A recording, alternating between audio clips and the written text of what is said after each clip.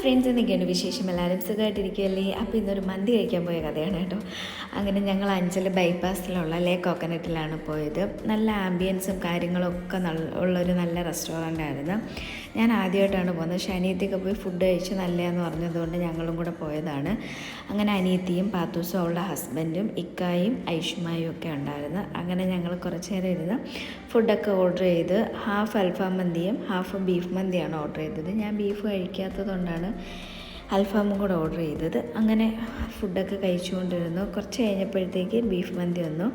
നല്ല ടേസ്റ്റായിരുന്നു. നല്ല റൈസും കാര്യങ്ങളൊക്കെ ആയിരുന്നു. ബീഫ് നല്ല ജ്യൂസി ആയിട്ടുള്ളതായിരുന്നു. അതുകൊണ്ട് ഞാനും കുറച്ച് കഴിച്ചു നോക്കി.